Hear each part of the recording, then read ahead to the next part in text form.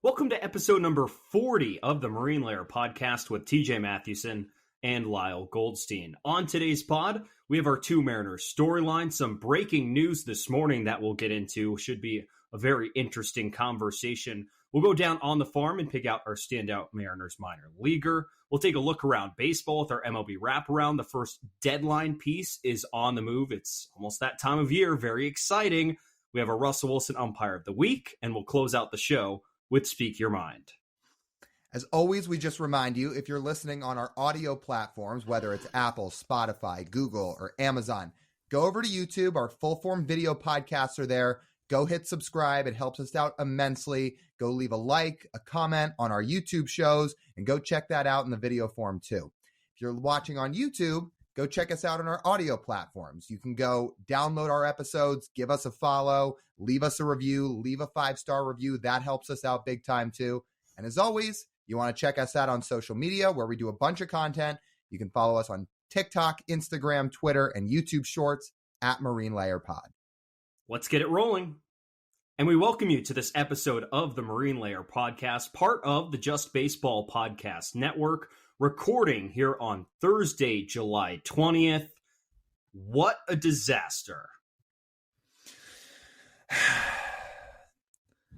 I'm really going through it at this point. We try to be transparent on this pod. That's what we're going to do.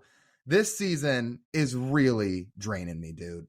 It's at the point now as we start to get to the end of July where I'm feeling worn out, down, exhausted.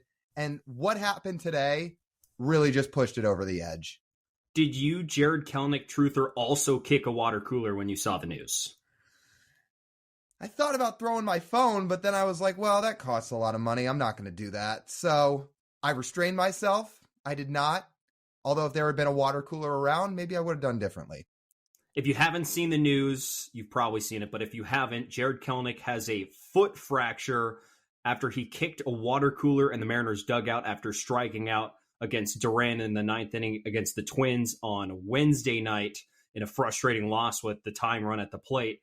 Really unfortunate news for Jarred, who was really turning it around with the week out of the All-Star break. He was putting together better at-bats. He was hitting the ball really hard. We highlighted it in our Wednesday episode of really how he was turning his season around and starting to look maybe not exactly like his April self, but he was looking as a much more improved version of himself.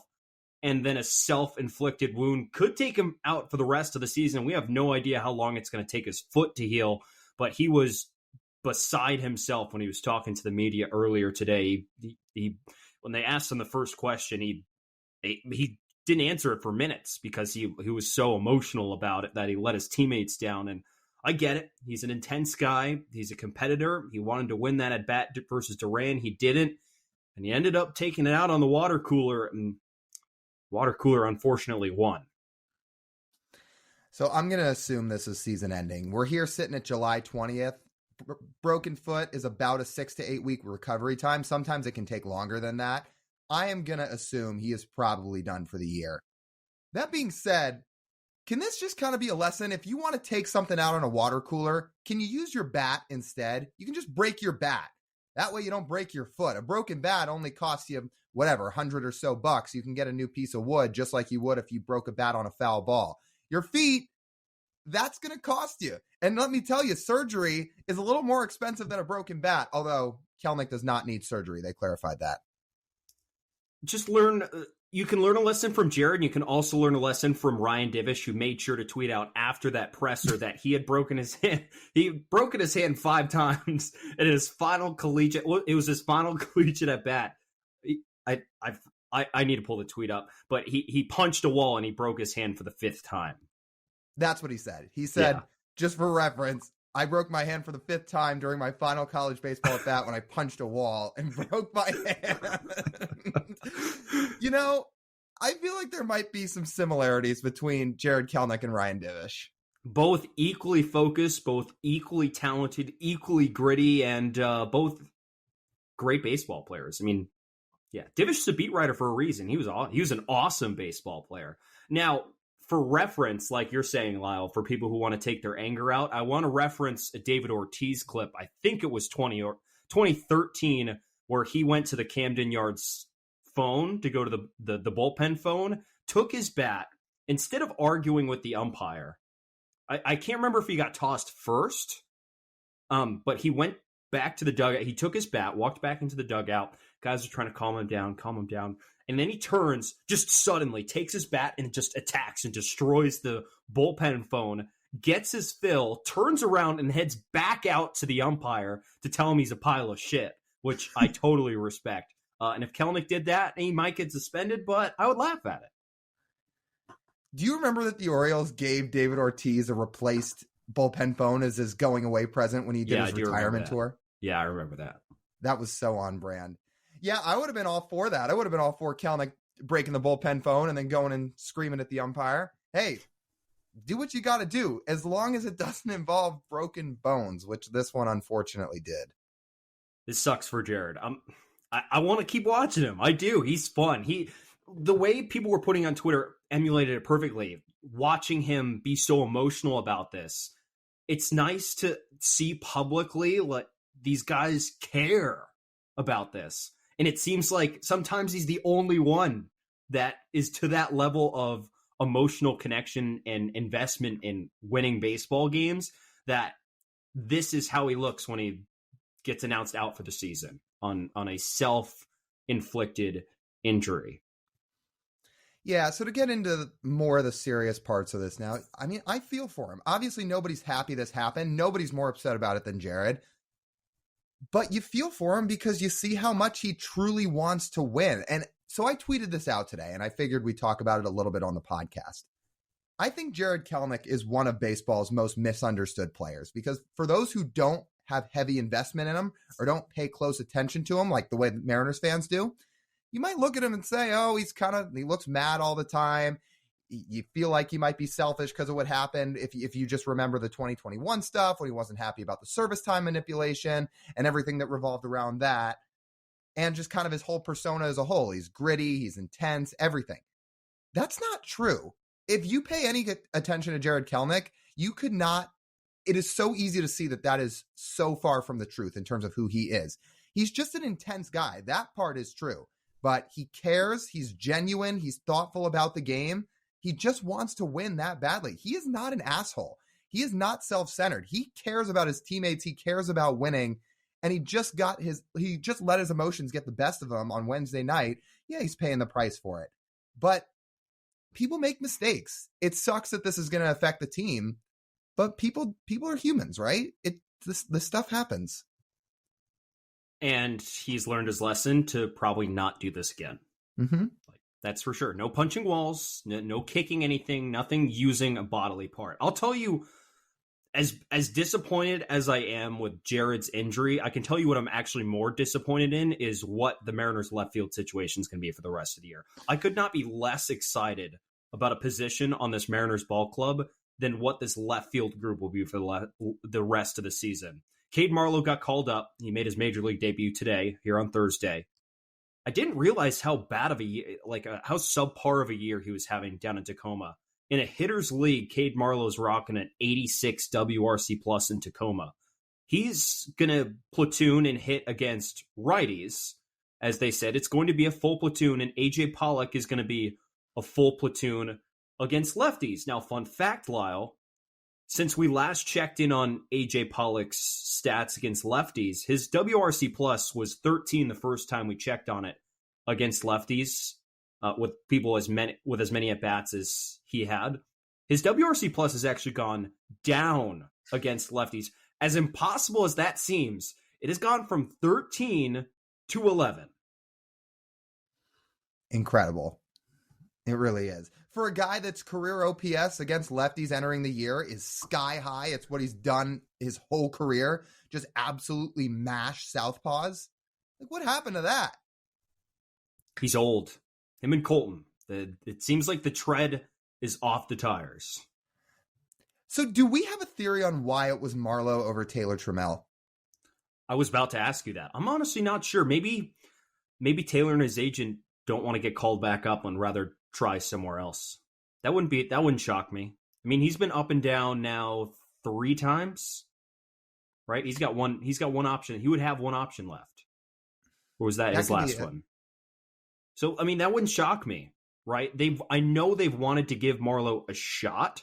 That's why they had him on the taxi squad for the playoff roster last year. But Taylor was clearly better in AAA. He has a 121 WRC plus down in Tacoma and a little bit more familiarity with his game and what you feel like he could achieve. And Taylor's also a lefty, and against righties in his career, he's had some level of success that and he walks. He does strike out a little bit, but there's power in that bat. There's some things So it is a little puzzling. But if I were to actually think of a reason in Tramel's camp why he's not up, I would guess that. That'd be interesting. Can he refuse that, though? If the team wants to call him up for where he's at in his career, he can't really refuse that, right? Well, no, he couldn't refuse that, and refusing a call up to the big leagues isn't always smart financial decision. But if they view Marlowe and Tramel sort of on similar footing, and Taylor's like, hey, like, you guys are going to make a trade at the deadline, want to throw me in there, and I can try with a new team with more outfield spots, I would appreciate that. The Mariners are like, sure, okay, so we'll call up Cade instead with a little under 2 weeks until the deadline. So I would guess that.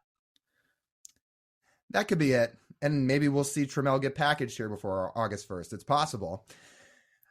Yeah, I mean, Marlowe had a good spring training before he got hurt, but it's like you said, he just hasn't really hit in Tacoma. He can play some decent defense. I mean, left field's one of the easier positions to play defensively, and hopefully he can at least be serviceable out there. But, man, I know they're probably not going to trade for an outfield bat. Now it feels like they need one, because with that platoon for the rest of the year, if you're serious about still trying to get into the playoffs, that's not exactly inspiring.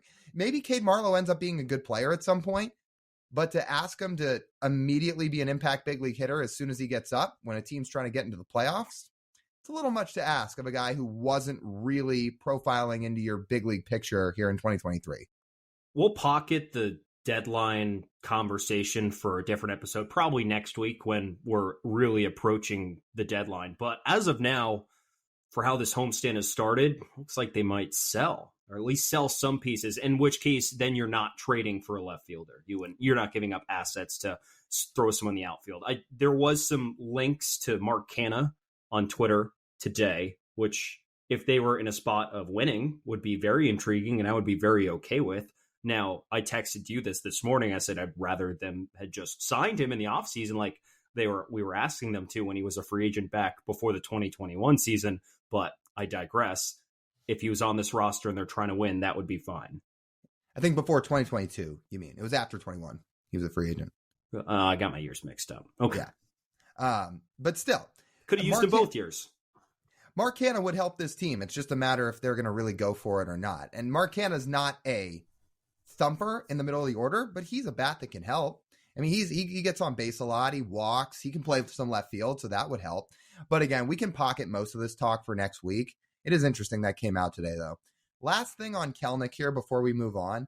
I will say, even with our own experience, when we talk to him for some of these player interviews that we do, we weren't sure how he was going to respond to it, right? I mean, we didn't know. Some players say yes, some say no. That's just how it goes. We have to be respectful of guys' time, which we totally understand.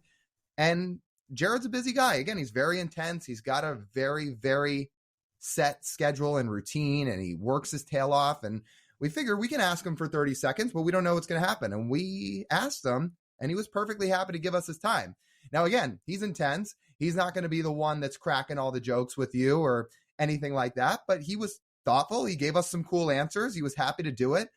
Again, I think he's very misunderstood. Like he was an asshole in no way, shape, or form. He was totally okay with talking to us, and I certainly appreciate that. I know you did too. Yeah, he just didn't smile. But no, again, for the type of person he is, that's not really that surprising.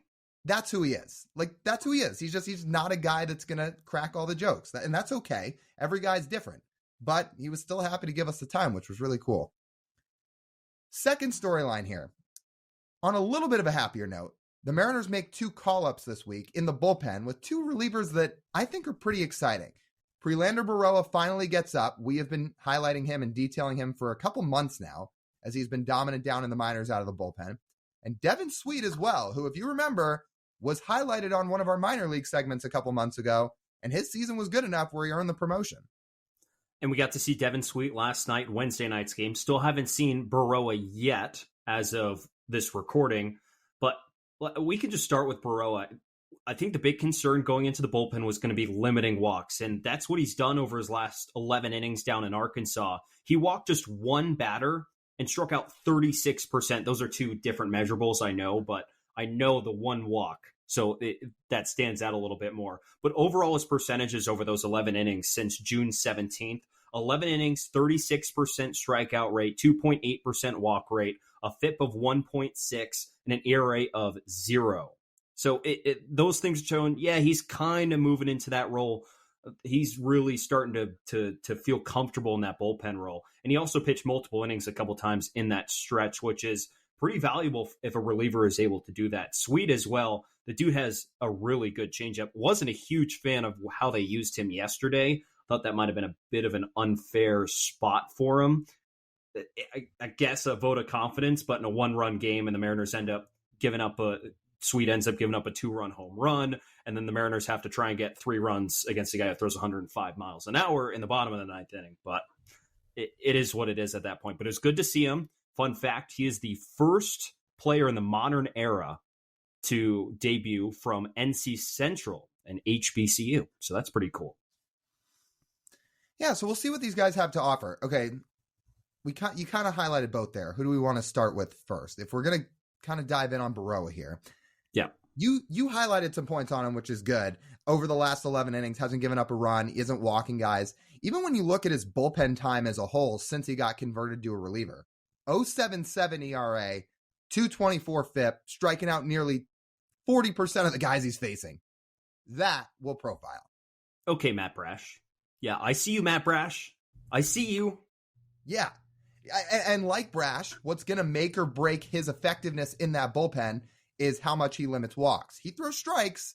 He is going to be a dominant arm, and you're going to see him used in high leverage eventually. You're going to see electric stuff with a really good fastball and some really good breaking stuff as well. And you're probably going to see him strike out a lot of batters.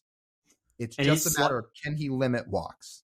Yeah, his slider is a bit different than Brash, though. Brash throws a true sweeper. Berroa's got that gyro bullet slider that just drops straight down, the one that Munoz throws. And it's a really fascinating pitch because, that is going to be his strikeout pitch. It's just such an enticing combination when you have the upside of the arm that he has, that he can touch triple digits while also, getting guys to flail around on that slider. So I'm curious to see. He has not pitched back to back, I don't think, at all down in the minor leagues. I was combing through his game log. I do not believe he pitched back-to-back once.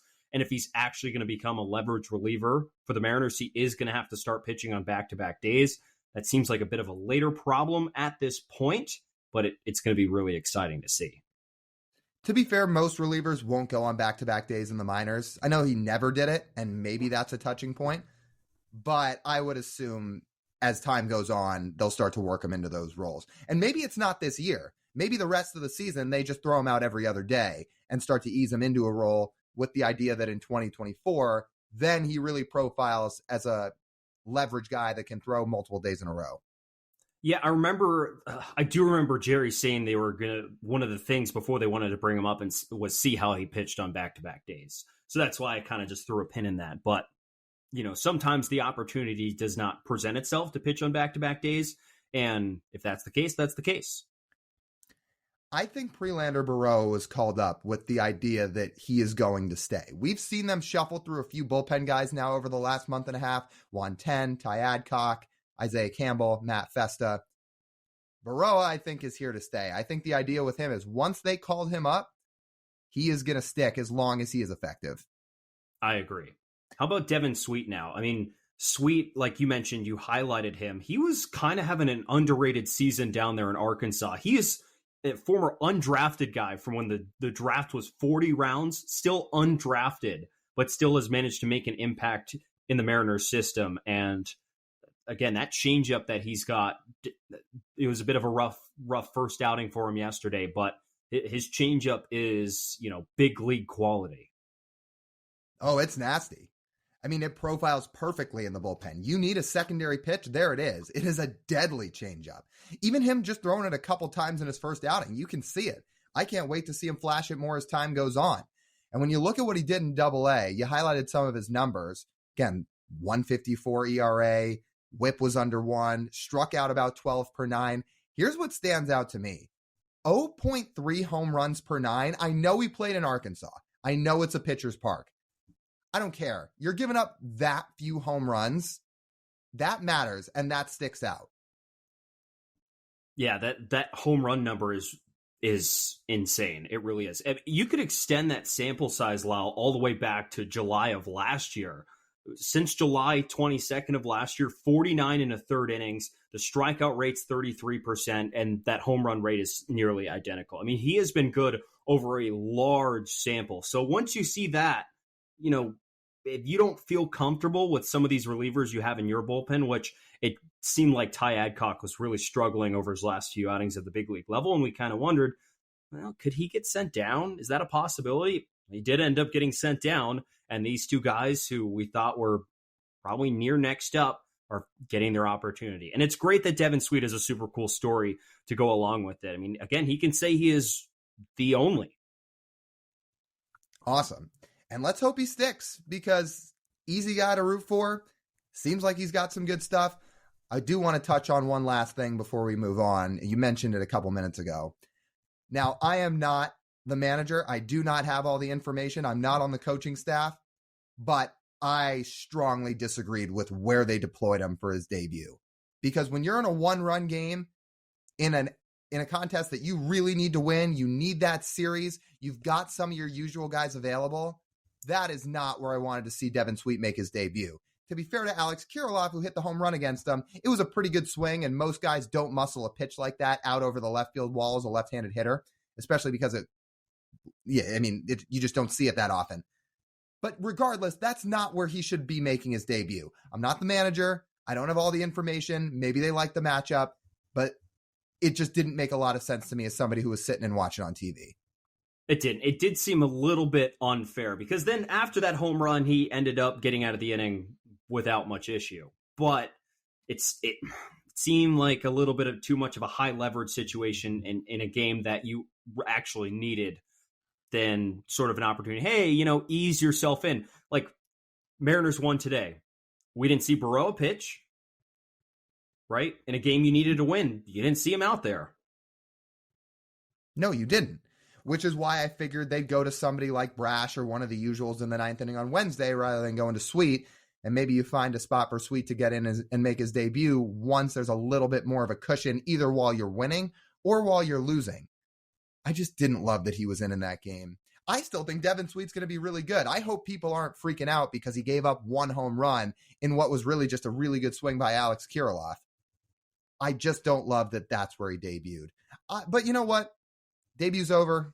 I wish the Mariners had won that game. To be fair to the team, it's not like they scored in that ninth inning anyway, and they were still losing at that point. But Sweet going forward, I'm excited to see him. I'm excited to see the changeup. I'm excited to see how he looks as a big league reliever. Let's go down to potentially some of their former teammates, or not, and go down on the farm. All right, Lyle, who are you highlighting this week?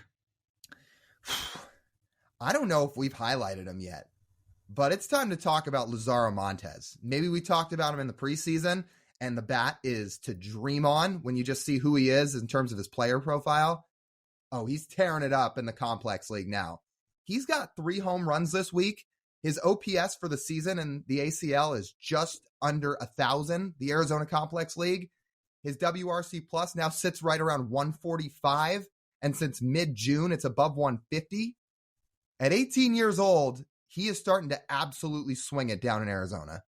And I think the most important thing about him, he's not striking out as much. The big concern with him in his debut season in the DSL, in the Dominican Summer League, that he was striking out too much. He was striking out 33% of the time at age 17, but he comes over to the Complex League, a step up from Dominican Summer League play, and he's down to 28% on the strikeout rate. Still a little bit high, but when you're going to complement a 28% strikeout rate with a .452 on-base percentage and a walk percentage over 23%, balances out a little bit. Don't you think? I think it evens itself out.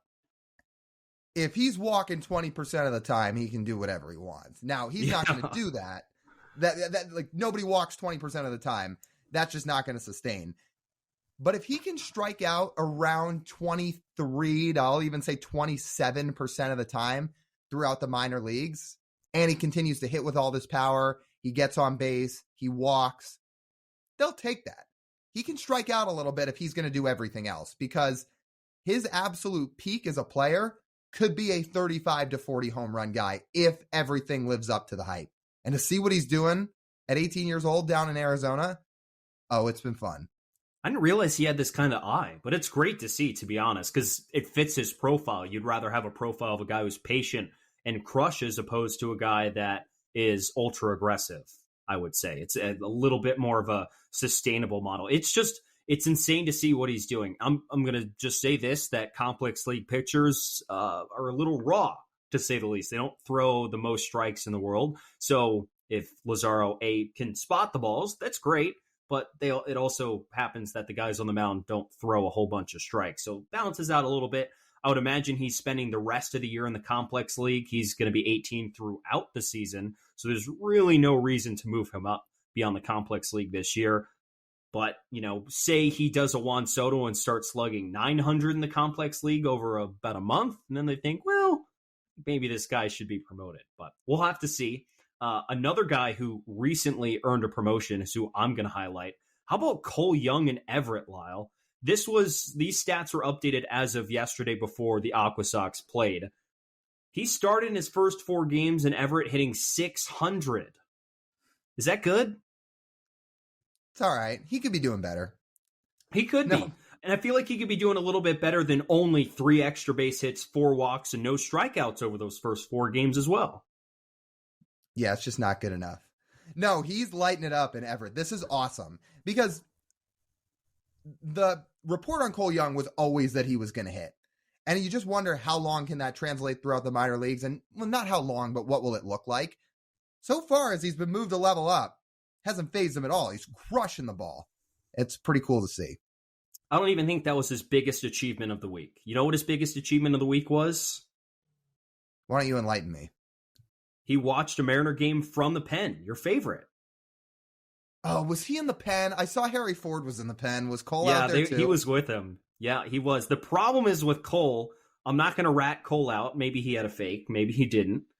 He couldn't have bought a White Claw or Coors Light or any of your favorite beverages that he would sit out there in the pen and watch the game with. But he was out with the great folks in the pen watching a baseball game. So that's quite an achievement, Cole.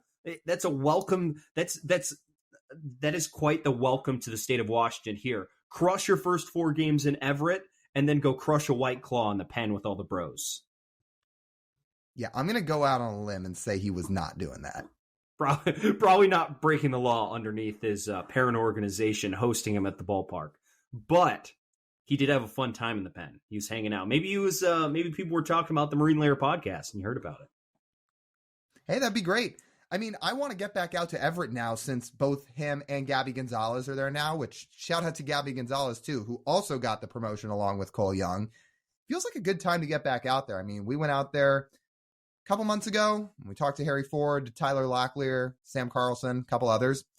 Feels like it could be a good time to get back down to Everett again with some of these guys getting up there and just see what they got, see it in person. And also hopefully we can stop and talk to them for a little bit. Maybe we can get some content out of it because this Everett lineup right now is really exciting. I mean, you've got Harry Ford in it. You've got Cole Young in it. You've got Gabby Gonzalez in it. If Tyler Locklear can get back and healthy, he'll be back in the lineup there soon. That's a fun lineup. Here's one more thing to sort of cap off Cole Young's teenage years. He'll be 20 on the 29th of July. There's a very good chance he finishes his teens with more professional walks than strikeouts. Don't see that too often. You almost never see it. We'll see how he continues to hit as he makes his way through the minor leagues. But so far, that bat has lived up to the hype every second of the way. He was hitting well in Modesto. He's crushing it in Everett. He doesn't have crazy power, but he will hit. He doesn't strike out a lot. He makes a lot of contact. He's been as advertised so far. Okay, let's transition with that into our MLB wraparound. First topic here, we've got our first trade. Shintaro Fujinami, reliever for the A's, is going from Oakland over to the Baltimore Orioles, so he now finds his way onto a contending team. I thought it was so fascinating watching Fujinami early in the season with how hard he throws and his slider, how his ERA could be so impossibly bad.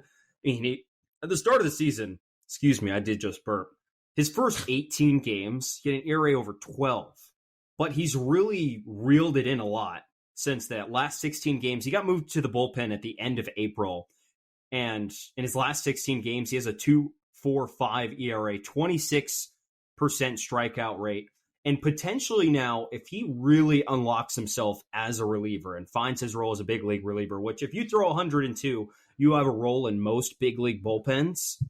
Think of that trio that the Orioles could roll out. If he can just throw strikes at an average rate with the stuff that he has, you have, in order, probably from the 7th to the 9th inning, Fujinami, Yennier Cano, and Felix Bautista. How exactly do you game plan to hit that? You might have to get to Fujinami and hope he leaves one out over the middle of the plate. But if the Orioles unlock some things with him, that gets really scary, because when you have that type of stuff, there is something to work with there always. It's just a question of if you can refine it.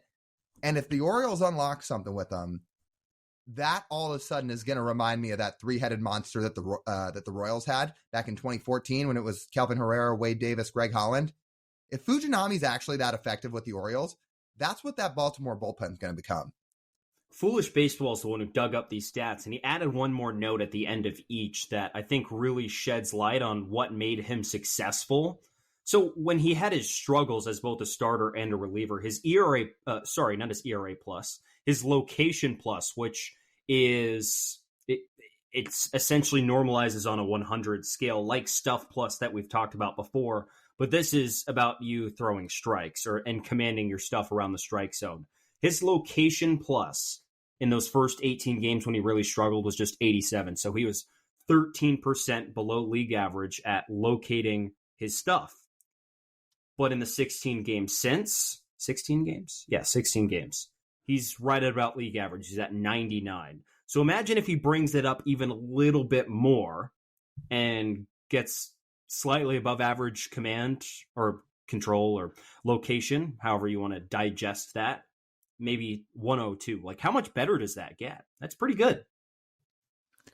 You need elite bullpens to make it through the postseason. I think the Orioles are trying to plan for that. They know they have two absolutely dynamite right-handers in innings 8 and 9 at the back end of that bullpen. They're trying to stretch it out a little bit.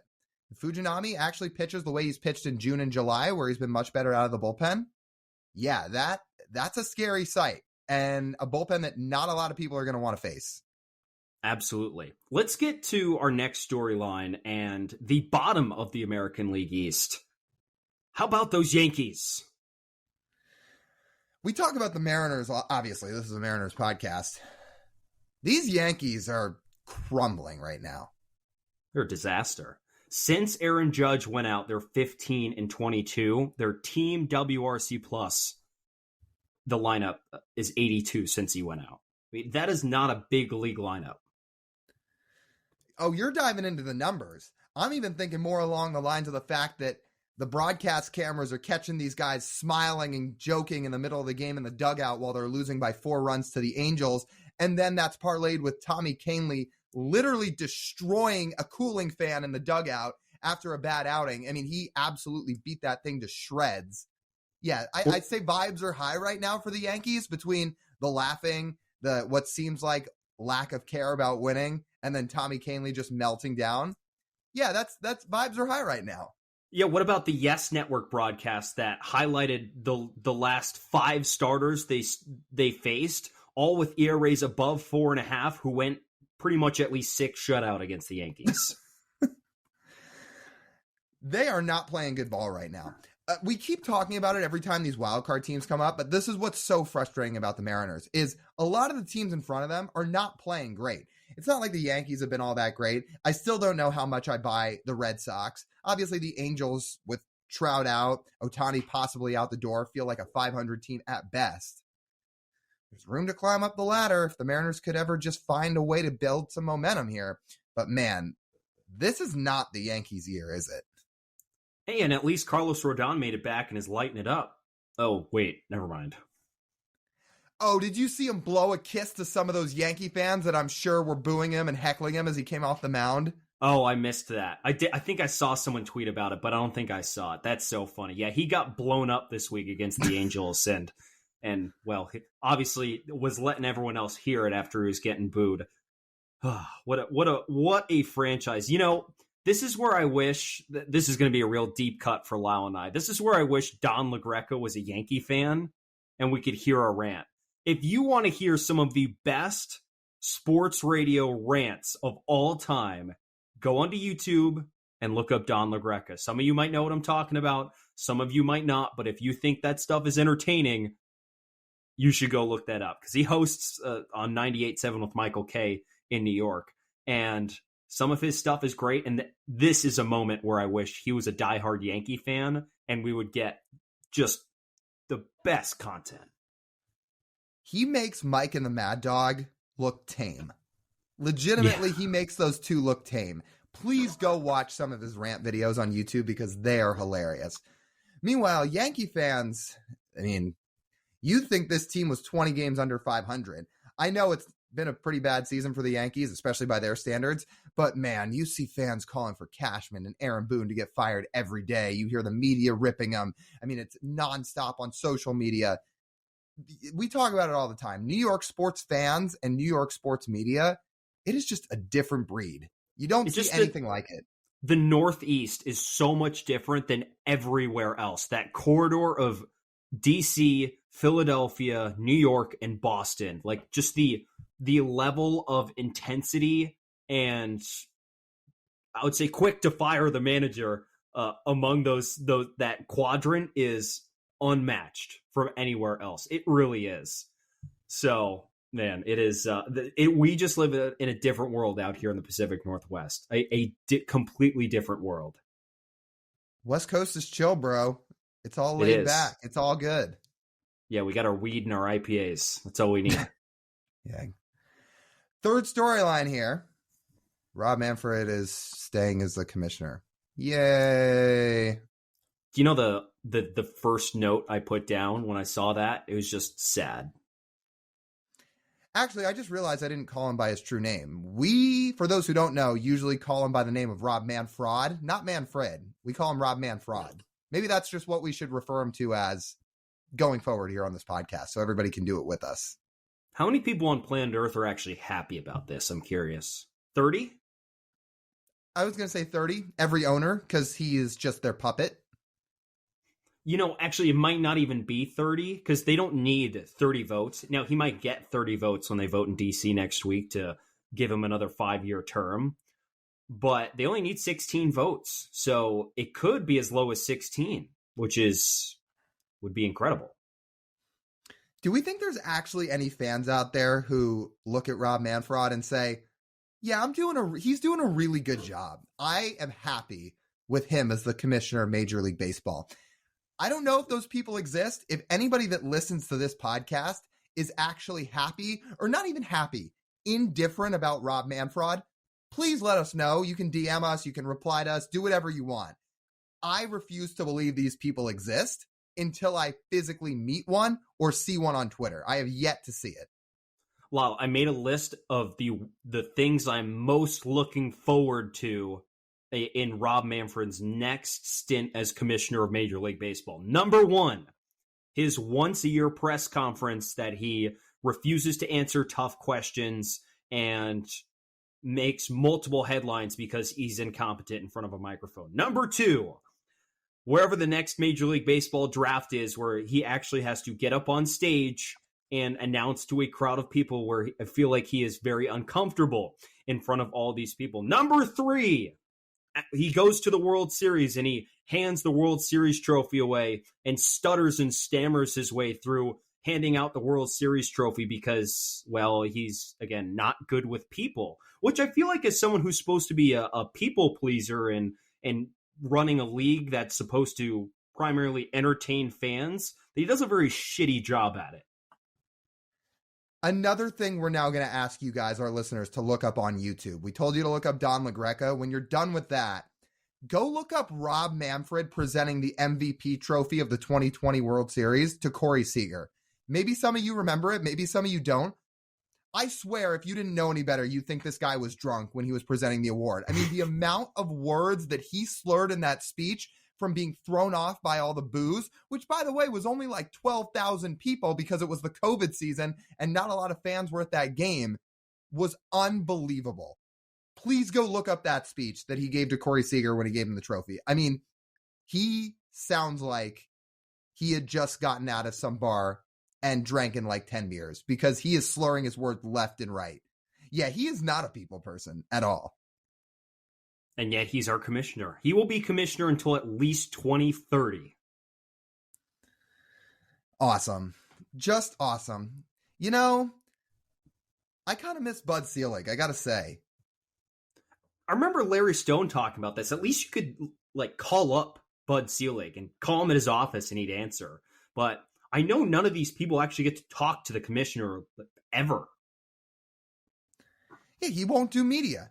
He won't do media because he's not good at it. And, well, truthfully, I wonder if his PR team just doesn't want him talking anymore, considering every time he steps in front of a mic, he says something stupid between, oh, you know, maybe we actually should have suspended Astros players for cheating. Or, you know, it's actually not John Fisher's fault that the A's are leaving Oakland. I mean, this guy is a self-deprecating, or no, he is a ticking time bomb when he does media. Sad. That's all I have to say. Like my notes said, sad. Man fraud. And that's what I'll end with.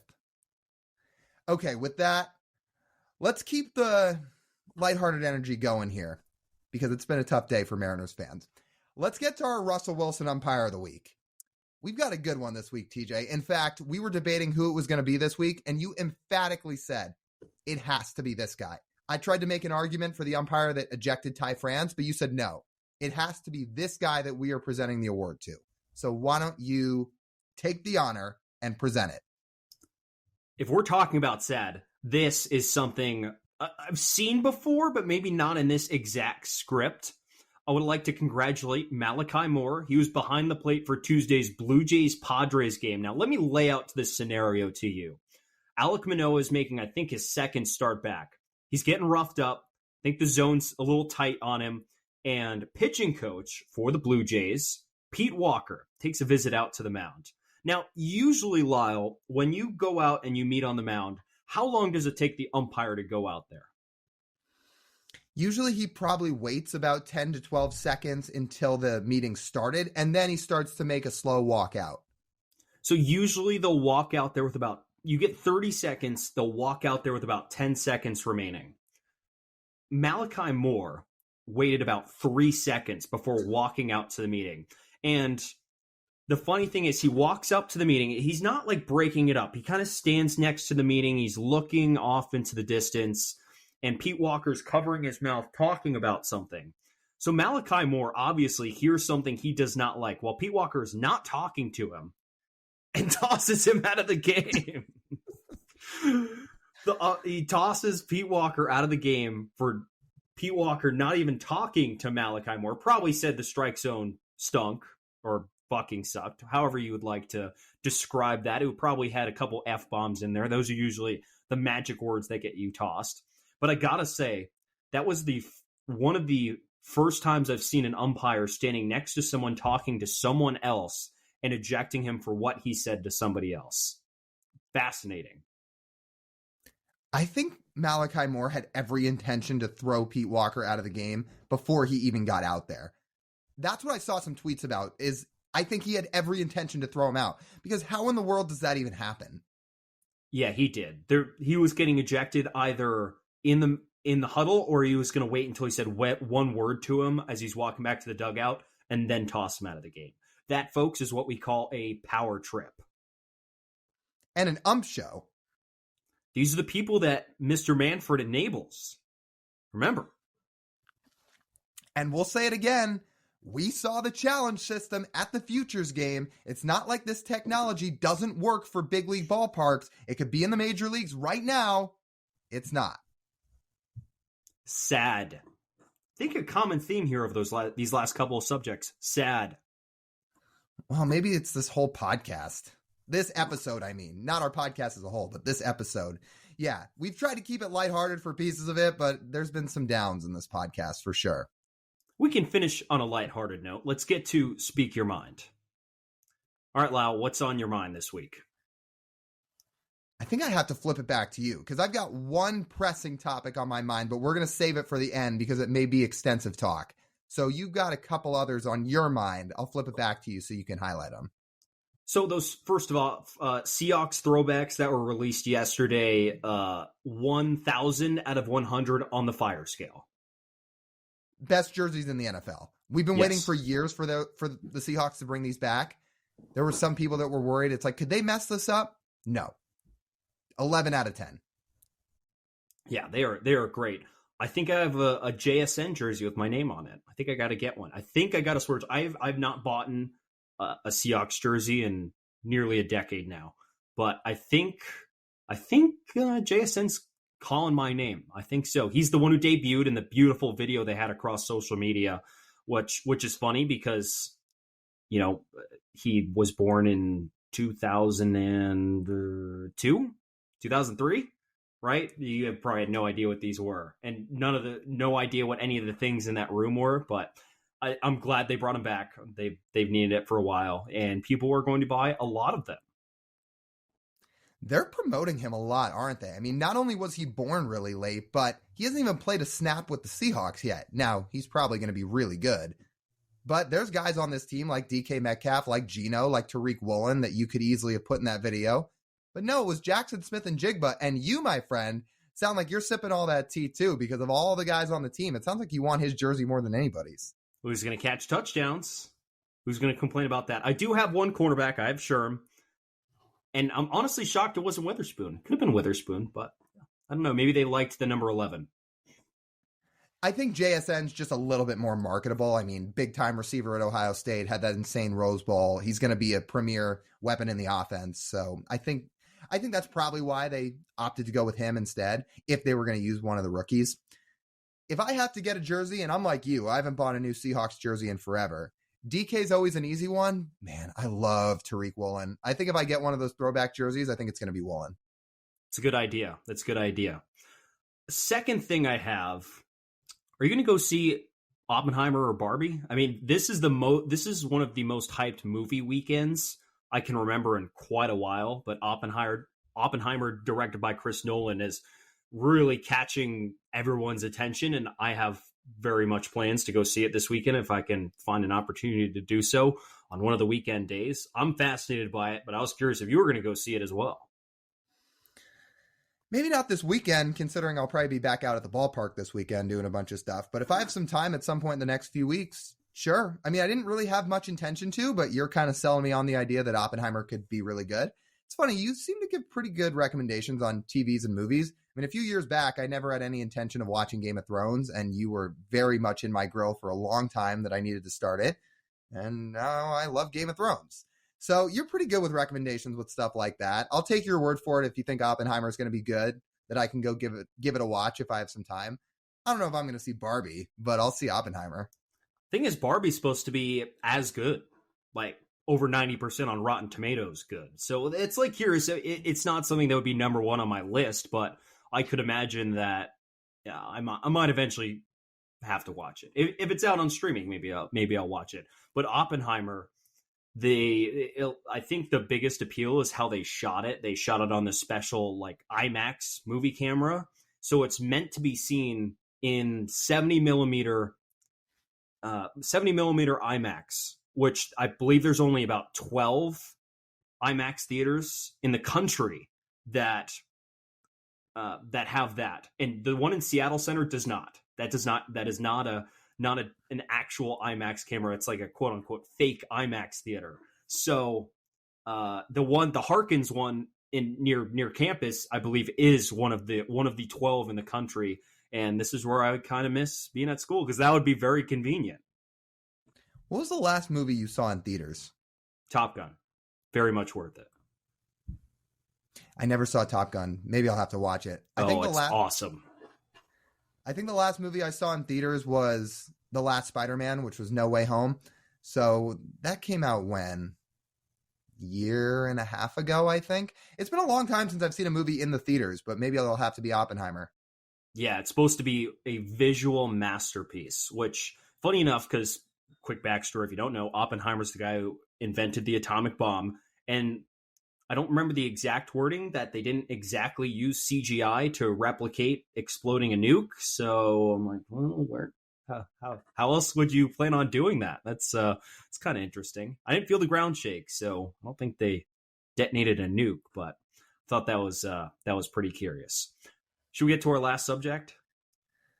I think we have to, and we may need to spend a few minutes on it because we saved the best for last. This is what we've really been thinking about this week.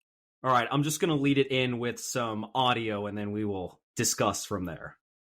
Skip can say whatever he wants, but Skip, whenever you refer to me, whenever you speak to me, whenever you address me as all-pro Stanford graduate, because those are some accomplishments you can aspire to, you will never accomplish. You have never accomplished anything. So, but those things are on my resume. Those are what I've done. It's my second year in the NFL, going on my third.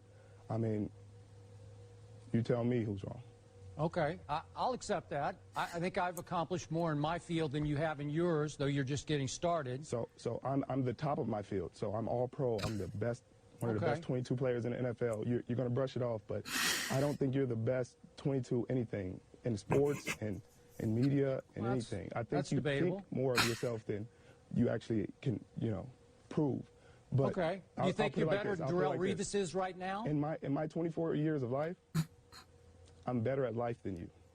Okay. So all right, that's fair. Let's get down to that. Let's not get personal here. I just want to know.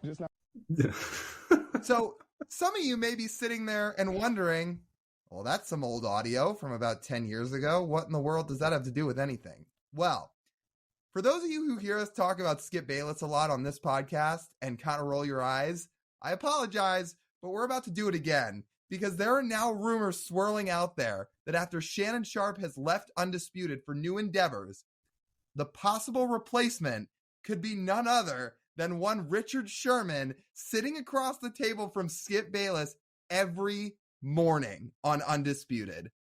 That's unbelievable. I can't believe that was 11 years ago, that clip. That's amazing. And I think the funniest thing to come out of all of this, apparently there's no beef between the two anymore, which I do not buy for a single second, because there is nobody on planet Earth who holds a grudge like Richard Sherman does. What? Like that's unbelievable. The thing is, though, I think about it this way, and I've seen how this whole scenario has played out, that the next person for that spot is supposed to essentially be Skip's punching bag. If Sherman's going to be on there, he's not going to be Skip's punching bag. He is so smart, and so he would be so articulated with some of his arguments that I think Skip might have a bit of a hard time there. He might be the person to finally make Skip's head explode on the air. Yeah. Oh, that's just such a golden line, that one. You are not the top 22 of anything. I mean, wow. The funny thing is, because we heard Sherm do this on Seattle Sports Radio earlier this year, where he'll go on a program and even though a lot of athletes, claim they don't ingest any media. And Sherm, when he makes these appearances on media, knows exactly what he's going to do. And I would be fascinated by the game plan he would have going into an Undisputed show with Skip Bayless. Like, how is he going to light Skip's ass on fire every single day? Yeah, he held a grudge going on local Seattle radio, like you just said. You think he doesn't have a grudge against Skip Bayless anymore? No, those are PR quotes being put out there because if Sherman takes this job, he wants to get a paycheck. And I don't blame him. That show is going to pay you millions and millions of dollars a year. If I were in your position, I would have my PR team put out the exact same thing. But let's be real. You still hold a grudge against Skip Bayless. And you know what? Skip Bayless, I think, still holds a grudge against you, because I remember less than a year ago on his podcast talking about, again, I don't watch or listen to his podcast, but this stuff does pop up on Twitter. Thank you for clarifying. But people retweet it. It's on Twitter, and naturally I see it. He talked about the most awkward moment in his sports media career was this interaction with Richard Sherman when they were on ESPN. And he was ripping Sherman again in that podcast interview that he was doing, or not the interview, but just him talking on his podcast about it. So Skip still holds a grudge against him. This is why I can't even believe I'm saying this. If Sherm takes that job, I think I may actually have to start watching Undisputed, like on a regular basis, because there is no chance that either what Skipper's saying or what Sherm is saying is even remotely true. And I think it's going to lead to straight up fights on the air. And the biggest reason why Shannon Sharpe left Undisputed, because Skip would throw in these little personal attacks at you on air, which would drive Shannon Sharpe absolutely crazy. But it's Skip's show, so Shannon didn't have any power in that stance to really take effect with Skip. You think Sherman's not going to have some personal attacks ready if Skip's lobbing in a little darts over here about Sherman's playing career and all of these other things? Like, yeah, you think he's going to get personal. I mean, it's going to be great. I really hope he actually takes this job because, again, I think I'm going to start watching if he's on. Yeah. Oh, my goodness. I mean, I don't even know who the other candidates are, but I don't know if there's anybody better for this than Richard Sherman. Significantly less exciting. Charles Barkley would be fun, too. I think they just fight, but. What a program. Well, for our program, that'll just about wrap up this edition of the Marine Layer podcast. You guys know the drill. If you want to listen to the full form podcast, you can do so on Apple, Spotify, Google, and Amazon. Full video podcasts are on YouTube. If you're watching on YouTube, go give us a like, a comment, go hit subscribe. Helps us out a bunch. If you're watching on the audio forms, go download the episodes. Go give us a 5-star review. That helps us big time too. And you can follow us on social media on Instagram, TikTok, Twitter, and YouTube Shorts at Marine Layer Pod. For TJ Mathewson, this is Lyle Goldstein. As always, we thank you guys for tuning in. We'll talk to you soon.